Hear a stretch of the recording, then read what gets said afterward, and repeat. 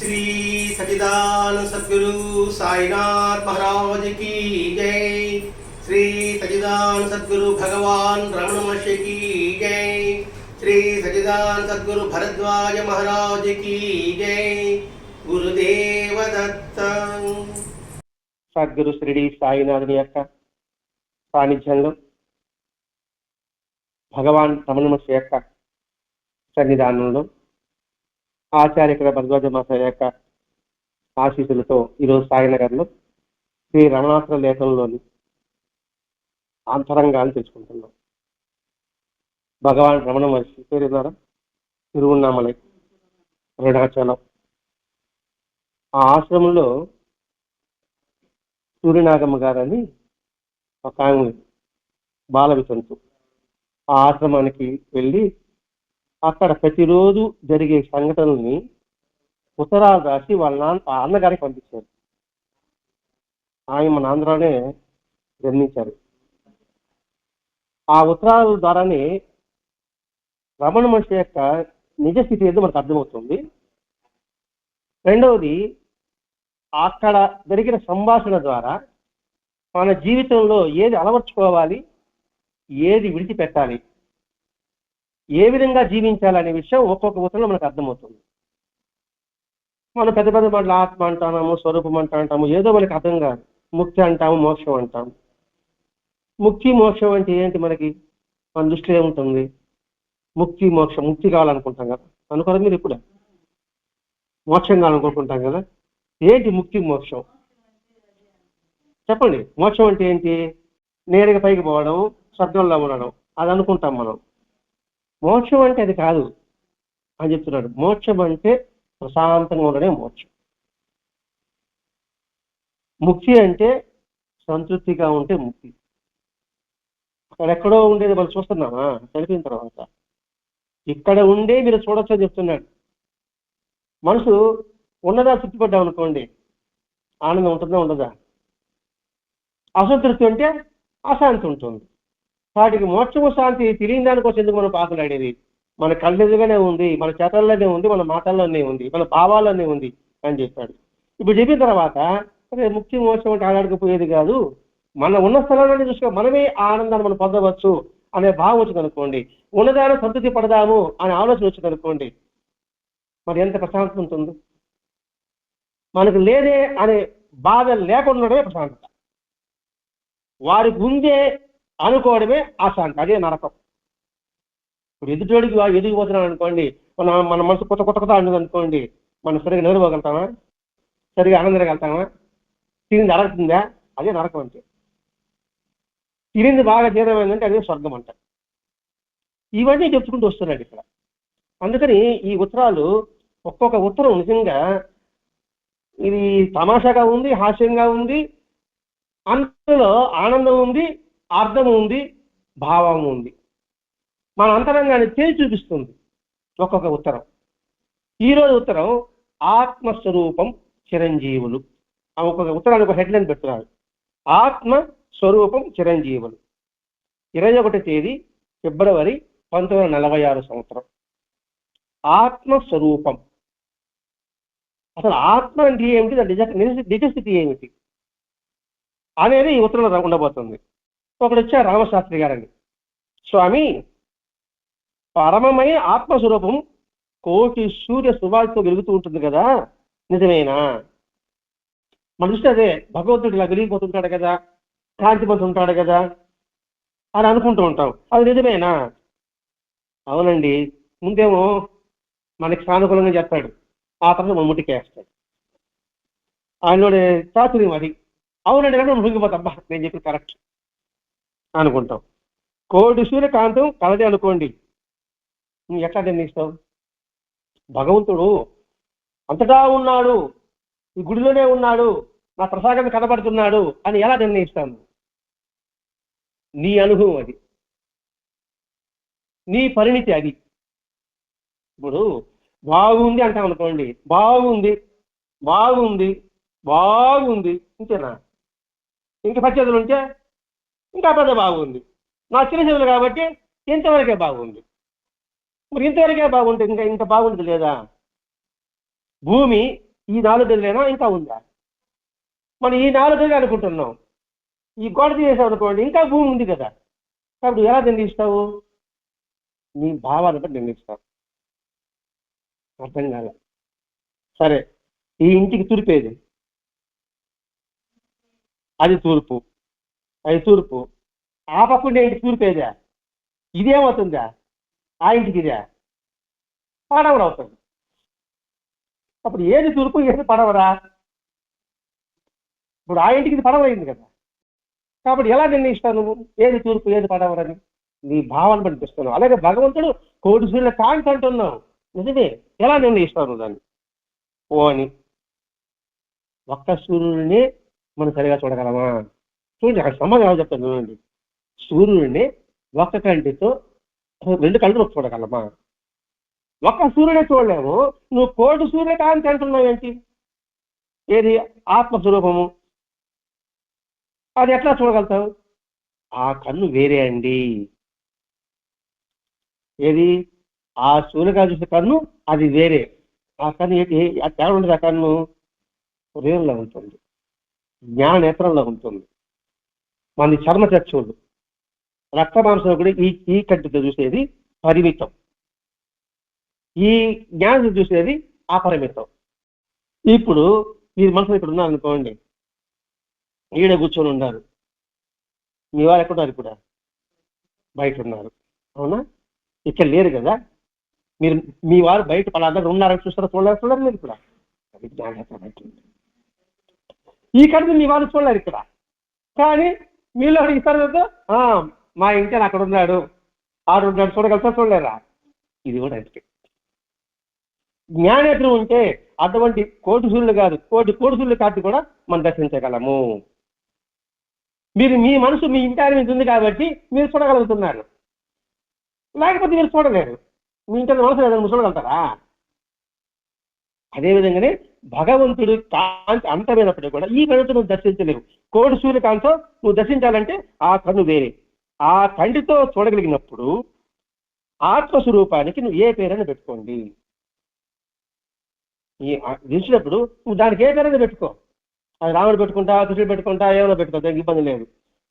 1,000,000 సూర్యులో 1,000,000 చంద్రులో ఏదో ఒకటి, ఏదైతే ఉంది చంద్రుడో సూర్యుడు ఏదో ఒకటి. కానీ దాన్ని చూడగలగాలంటే కన్ను వేరే ఉండాలి, జ్ఞానేత్రం ఉండాలి. అంటే మనం ప్రశ్న వేసేస్తాము, ఏదో ఒకటి మాట్లాడాలి కదా అనే ఉద్దేశంతో. ఎలా, ఏ విధంగా అనేది ఇక్కడ వర్ణిస్తున్నాడు. ఇక్కడ మనం మాట్లాడగా ఏదో ప్రశ్న చేయాలి, ఎలా ఉంటాడండి, ఇలా చూడగలుగుతామా అంటాము. ఎలా చూడగలుగుతాం ఈ భావం ఉంటే. కాబట్టి ఇక్కడ చెప్పు ఏంటి? నువ్వు జ్ఞానేత్రాన్ని పెంచుకో, ఇది ఉద్దేశం. ఇక్కడ ఈ చర్మేత్రం చూడలేవు, నువ్వు జ్ఞానేత్రం అయితే చూడగలవు. ఇప్పుడు అర్జునుడికి విశ్వరూప సందర్శించారు కృష్ణ భగవానుడు, పట్టుకున్నాడా? చూడగలిగాడా? ఆయన జ్ఞానాన్ని ఆశ్రయించి తప్ప చూడలేకపోతున్నాడు. కాబట్టి ఈ శుచి అంతా ఒకటి అనే భావన నువ్వు చూడగలగాలంటే నీలో జ్ఞాననేత్రం కావాలి. ఆ జ్ఞానేత్రం తెలుసుకోవాలంటే సద్గురువును ఆశ్రయించాలి. ఎంత అర్థం ఉందండి ఇక్కడ. అప్పుడైతే 1,000,000 సూర్యుల కాంతి నువ్వు దర్శించగలవు. 1,000,000 సూర్యుల కాంతి ఏంటి? సహస్రీచ పురుష, శాస్త్రం అంటే వే కాదు, అనేకం. అందరిలో కూడా భగవంతుడు ఉన్నాడు అని చూడగలవు. కాబట్టి దాన్ని చూడు, అంతేగాని 1,000,000 చంద్రుడు ఉంటేమి 1,000,000 సూర్యుడు ఉంటేమి ఏదైనా ఒకటే. ఆ భావన ఉన్నప్పుడు ఏదైనా ఒకటే, అందరూ ఒకటే అనే భావన కలుగుతుంది. కాబట్టి దాని మీద దృష్టి పెట్టు అన్నాడు. ఈ ప్రశ్నకు అర్థమైన భావించుకుంటున్నా. రెండవది ఏంటంటే, ఈ మధ్య ఒకరు విభీషణుడు, అశ్వత్థామ, చిరంజీవులు అంటారు కదా, వారు ఎక్కడుంటారు? అవసరం అది మనకే. వాళ్ళు చిరంజీవులకి మనకేం అవసరం?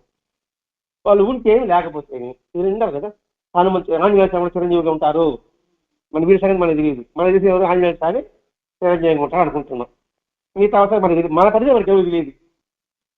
అందులో చిరంజీవులు ఎంతమంది? 7 మంది అంటారు. 7 మందిలో వ్యాసుడు అంటారు, అశ్వత్థామ అంటారు, కృపాచార్యుడు అంటారు, పరశురాముడు అంటారు, ఆంజనేయుడు అంటారు, విభీషణుడు అంటారు, తర్వాత బలి చక్రవర్తి అంటారు. 7 మంది అంటారు. అంటే చిరంజీవులు 7 మంది అనాదిగా వస్తుంది. కానీ మార్కండేయులు కూడా చిరంజీవుడు అంటారు. 8వ వారు మార్కండేయులు కూడా చిరంజీవి అంటారు. ఇక్కడ ఉంటారు అంటే ఉంటారు నిజమే అన్నాడు అనమాట. ఈయన అబ్బా కరెక్ట్ ఒప్పుకున్నాడు అని చెప్తూ, ఆహా నిజమే, చిరంజీవులు అంటే ఏంటి, చిరంజీవులు అంటే ఏమిటి తాత్పర్యం అర్థం చెప్ప, అర్థం తెలియదు మనకి, ఏదో మనం చెప్పుకుంటా ఉంటాం. నిజంగా భలే గ్రంథం అండి పుస్తకం. చిరంజీవులు అంటే ఏమిటి, వాళ్ళు ఎప్పుడు బతికే ఉంటారు, అది మన భావన అంతే, మన పరిమితి భావన అంతే. చిరంజీవి అంటే నువ్వు బతికే ఉండాలి, చిరంజీవి నువ్వు కలకాలం బతికే ఉండాలి. కలకాలం బతికి ఉండగలమా? నేను ఉండలేనబ్బా. కలకాలం బతికి ఉంటుంది.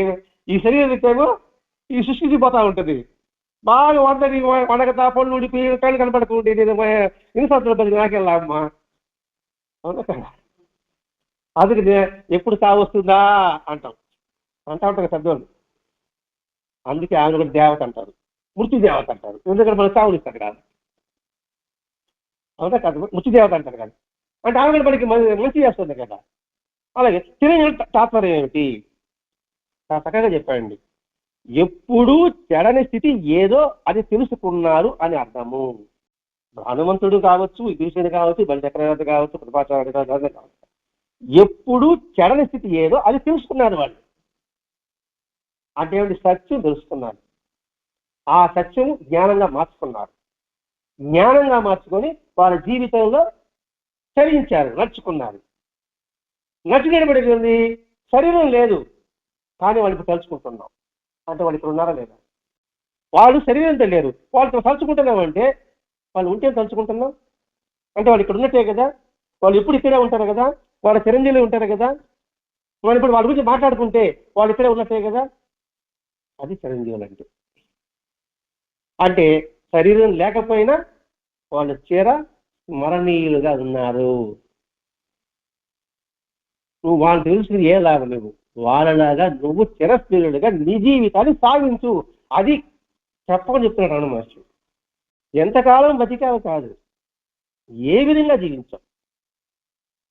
చనిపోయాడు అనుకోండి, అబ్బా పోయాడా అనిపించుకుంటామా? అయ్యో పోయాడా అనిపించుకుంటాం. ఏది కాదు చెప్పండి. అది చిరస్మరణుడు అనమాట. అబ్బా ఇంత మహానువుడు వెళ్ళిపోయాడే అని అప్పుడప్పుడు తలుచుకుంటుంటానే, అది చిరంజీవి తత్వం. మరి అటువంటి చిరంజీవి తత్వంలో ఈ భీషణుడైనా, మార్కండేయులైనా, ఇంకెవరు లేరా? ఇప్పుడు అబ్దుల్ కలాం లేరా? స్వామి వివేకానంద లేరా? గాంధీ మహాత్ములు లేరా? అబ్రహం లింకన్ లేదా? నెల్సన్ మండేలా లేదా? డాక్టర్ బిఆర్ అంబేద్కర్ గారు లేదా? నేతాజీ సుభాష్ చంద్రబోస్ లేదా? ఝాన్సీ లక్ష్మీబాయి, సావిత్రిబాయి పూలే, మరి వాళ్ళందరూ చిరంజీవులు కదా? డాక్టర్ సర్వేపల్లి రాధాకృష్ణన్, అరవింద యోగి, రవీంద్రనాథ్ ట్యాగూర్, రవీంద్రనాథ్, ఎంతమంది లేరా? ఆటలో లేరా? పాటలో లేరా? నటనలో లేరా? మరి వాళ్ళందరూ చిరంజీవులు కాదా? మన జీవితం ఆ విధంగా గడపాలి. అది చిరంజీవి తత్వం అంటే. దేహంతో ఉంటే చిరంజీవి తత్వం కాదు. ఈ పాంచభౌతికానికి చిరంజీవి తత్వం లేదు. దీనికి చిరంజీవి తత్వం ఎలా ఉంటుంది? ఎదగాలని రాలిపోవలసిందే. పుట్టుక అంటే దానికి నశించడం అనేది గుణం ఒకటి ఉంటుంది అంతే. కాబట్టి హనుమంతుడికి దేహానికి చిరంజీవి తత్వం లేదు, విభీషణుడికి లేదు. వారి యొక్క నిజ స్థితికి ఉంది, అది తెలుసుకున్నారు వాళ్ళు. ఎప్పుడు చరణ స్థితి ఏమిటి? ధర్మం, సత్యం, దానం, దాసోహం అంటే శరణాగతి, ఈ ప్రేమ, ఇవి చరణ స్థితి. ఆ ప్రేమ అంటే నిస్వార్థం పెట్టుకోవాలి మన పక్కనే. అందరూ ప్రేమే, నిస్వార్థం ప్రేమ అంటే ఇవి చరణ స్థితి. గంగా నది లాంటిది, భగవద్గీత లాంటిది. ఆ చరణ స్థితి వాళ్ళు తెలుసుకున్నారు కాబట్టి దాన్ని పట్టుకున్నారు, ధర్మాన్ని పట్టుకున్నారు, సత్యాన్ని పట్టుకున్నారు, దానాన్ని పట్టుకున్నారు, శరణాగతిని పట్టుకున్నారు. కాబట్టి వారు చిరంజీవులు. కాబట్టి మనం ఏమవ్వాలి? వాటిని పట్టుకుంటే మనం కూడా చిరంజీవులు కాగలము. వాళ్ళు చిరంజీవులైతే మనకేం లాభం అని హెచ్చరిక చేస్తున్నారు రమణ మహర్షి దగ్గర. వెంకటేశ్వరే మైసూరు మహారాజు మన దారిని పోతే మనకేం వస్తుంది? వయసును మారే మనం అవ్వాలి. ఎందుకు అడిగాడు? నీకు గురువు ఉన్నారా అని అనుకుంటా వెంకటేశ్వర. నా గురువు రాసి నీకెందుకు? నువ్వు ఆ తత్వం పొందడానికి నువ్వు పొందు అని చెప్పడం దీంట్లో ఉద్దేశం. దీనిని వారు లక్ష్యంపరు, దేన్ని దేహాన్ని వారు స్మరణ తెచ్చుకోరు. ఈ చిరంజీవులు అన్నామే, మరి దేహాన్ని పట్టుకున్నంటే నెల్సన్ మండేలా ఎన్ని సంవత్సరాలు జైల్లో మధ్యాడు? అబ్రహం లింకన్ వాళ్ళు పట్టుకుంటాం. ఈ విదేశీయుడు మన సంగతి మనకి వాళ్ళు మర్చిపోలే, ఈ స్వయంగా చూసిన వాళ్ళు ఉంటారు. కాబట్టి వాళ్ళు ఈ శరీరమే అనే దానితో వాళ్ళు ఆక్షేపించలేదు. ఎందుకంటే వాళ్ళకంటే బొమ్మరిలా కనబడుతుంది, బొమ్మలాటలా కనబడుతుంది. కాబట్టి ఈ లోకమే ఈ కల్పాన్ని నాశనమైపోతూ ఉంటే ఈ శరీరం మాత్రం శాశ్వతంగా ఎలా ఉంటుంది? కాబట్టి ఇవంతా కల్పితమైన చిత్రాలు, అంటే ఈ సత్య శరీరం అంతా. కాబట్టి ఈ కల్పితమైంది నాశనమైన దాని గురించి వాళ్ళు చింతించలేదు. వాళ్ళు చరణ స్థితిలో జీవించారు. అటువంటి చరణ స్థితిలో నువ్వు జీవించు, అదే ఆత్మస్వరూపము, అటువంటిది చిరంజీవి తత్వము. పదం చిన్నది ఒకటేనండి, కానీ దాంట్లో ఎంతటి అర్థం ఇమ్మడబడి ఉంది చెప్పండి. ఇక్కడ రమణ మహర్షి ఎంతటి స్వతంత్రం మనకి అందిస్తున్నాడు చిరంజీవి అనే పదానికి. మన చిరంజీవి అంటే మన బతుకున్నాడు అనుకునే భావనే. ఎక్కడ హనుమంతుడు ఏడున్నాడు? హనుమంతుడు ఏడున్నాడా? తలుచుకుంటే ఈడే ఉన్నాడు ఆయన. మరి ఈడే ఉన్నాడు. వ్యాసభగవానుడు ఎక్కడున్నాడు? తలుచుకుంటే ఆయన రసంలోనే వ్యాసభగవానుడు ఉన్నాడు. కాబట్టి ఆడికి పరిగిస్తారు మీరు. ఆ స్థితి మన దగ్గరే ఉంది, నువ్వు గుర్తించగలిగితే. అందుకే ఆ కన్ను వేరు దీని ముందు వచ్చింది. కాబట్టి జ్ఞాననేత్రాన్ని, మనోనేత్రాన్ని దాంతో నువ్వు దర్శించు. ఇప్పుడు మనం తిరుమల పోయినప్పుడు పునర్దర్శన ప్రాప్తిరస్తు చూసారు, ఎప్పుడన్నా రాసుంటారు ఇక్కడ. మనం వెంకటేశ్వరం దర్శించుకుని వస్తానే అక్కడ పునర్దర్శన ప్రాప్తిరస్తు అని ఉంటుంది. దర్శన ప్రాప్తి అంటే చూడడం అనే పదం ఉండదు. చూడమన్నా దర్శనమన్నా ఒకటే అనుకుంటాం కదా మనం. దర్శనము చూడడం అని ఒకటే అనుకుంటాం. చూడడం అంటే ఈ చర్చలతో, దర్శనం అంటే ఈ మనోనేత్రంతో. పునర్దర్శన ప్రాప్తిరస్తు. నువ్వు ఈ మనసుతో ఇప్పుడు భౌతికంగా చూసావు వెంకటేశ్వరామని, మళ్ళా ఈ మనసుతో నువ్వు నిత్యం దర్శిస్తూనే ఉండు అని పునర్దర్శన ప్రాప్తిరస్తు అని ఆయన మనకి ఆశీర్వాదిస్తున్నాడు వెంకటేశ్వర స్వామి అక్కడ ఆ వాక్యం ద్వారా. అలా గుర్తించగలిగితే వెంకటేశ్వర ఆశీర్వాదిరా ప్రాప్తిరస్తు అన్నాడు కదా. కాబట్టి మనసులో ఒకటి దర్శించడానికి ఆయన అనుగ్రహం ఉంది అనుకున్నప్పుడు తిరుమలకు వెళ్ళలేకపోయినా కూడా ఆయన దర్శించగలము. అదే అండి ఆత్మస్వరూపం అంటే మన లోపల ఉన్న భగవతత్వాన్ని నువ్వు గుర్తించడమే అనే తత్వమే ఈ ఉత్తరం. అంతకుముందుది ఆత్మస్వరూపం అంటే ఎవరు, చిరంజీవులు అంటే ఎవరు తెలుసుకుందాం. చిరంజీవులు అంటే చెప్తాం, ఈ పాపకు ఒకటన్నా అర్థం అవుతుంది. చిరంజీవులు అంటే అర్థం ఏంటి? శాశ్వతంగా బతుకుంటాను అనుకుంటాం. ఆంజనేయ స్వామి చిరంజీవులు అంటారు కదా, అంటే అర్థం ఏంటి? ఆయన ఉన్నాడనే కదా, శరీరంతో ఉన్నాడనే కదా. అంటే శరీరంతో ఉంటే చిరంజీవులు అనే భావన కదా. మన దృష్టి అదే. శరీరంతో చిరంజీవులు కాదు, వాళ్ళు నిజమైన స్థితిలో ఉంటే, వాళ్ళ శరీరం లేకపోయినా వాళ్ళ చిరంజీవులు. ఇది నాకు అర్థం కాదు. ఈ లోకంలోకి వస్తాం. గాంధీ మహాత్ముడు చిరంజీవి అవునా కదా? ఇప్పుడు తలుచుకుంటున్నామా? అబ్రహం లింకన్ తలుచుకుంటున్నామా? ఝాన్సీ లక్ష్మీబాయి, బిఆర్ అంబేద్కర్, సర్వేపల్లి రాధాకృష్ణన్, రవీంద్రనాథ్ ఠాగూర్, నేత సుభాష్ చంద్రబోస్, సర్దార్ వల్లభాయ్ పటేల్, బాలగంగాధర్ తిలక్, ఈరోజు చిరంజీవులు కదా. అది ఆ పథకం వచ్చింది ఇప్పుడు ముందు. మనం జీవిస్తే ఆ విధంగా జీవించాలి. ఈ 3 వచ్చాయండి ఇప్పుడు. ఈ 3 రమణ మహర్షి లెక్కల ద్వారా మనం తెలుసుకోవాల్సిందంటే, మొట్టమొదట మనం చిరంజీవిత్వం పొందడానికి మనలో మొట్టమొదట సాత్విక భావాలు ఏర్పరచుకోవాలి. ఏమిటి ఆ సాత్విక భావము? బుద్ధిని పెంచుకో, ధర్మాన్ని విస్తరించు, అంటే అందులో ప్రయాణం సాగించు, నీ క్యారెక్టర్ని శుద్ధి చేసుకో, భక్తిభావం పెంచుకో. పెంచుకున్నప్పుడు మనం చిరంజీవులుగా ఉండగలుగుతాం. మనకున్న మెదడు, వాళ్ళకున్న సైంటిస్టుల మెదడు ఒకటే. మెదడులో తేడా లేదండి. పుట్టిన బిడ్డకి ఎంత మెదడు సైజు ఉంటుందో అందరికీ మెదడు సైజు ఒకటే సైజు ఉంటుంది. వాళ్ళు ఉపయోగించారు, మనం ఉపయోగించకుండా అలా కూర్చున్నాం.